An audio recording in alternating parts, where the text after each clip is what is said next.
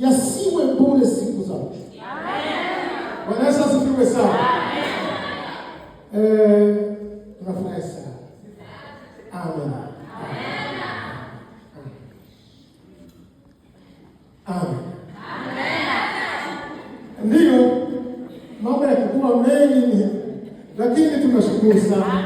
Tunafika wakati wa kuabudu na pia tutatoa sadaka katika nyimbo hizi, kwa sababu naona uwepo wa Mungu unakuja. Amen. Kuna wakati watu wanasherehekea kanisani na Mungu hayupo.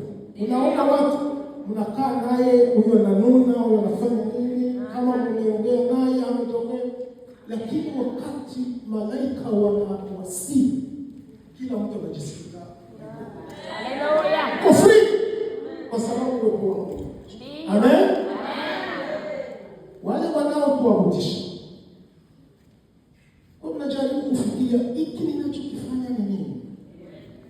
Hapana tu kucheza na Yesu nuna. Hapana. Cheza na unafikiri tafakari.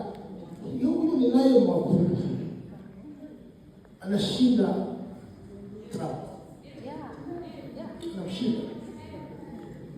Ni mkuu anayewatawaza wafalme. Unapomwabudu, jaribu kunyenyekea na kusenti moyo wako mbele zake. Mungu, tembea nami, uwe nami, tawala maisha. Tawala maisha.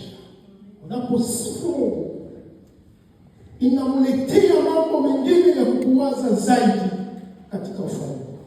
Karibu wale ambao watatuburudisha katika nyimbo zao, na tutatoa sadaka.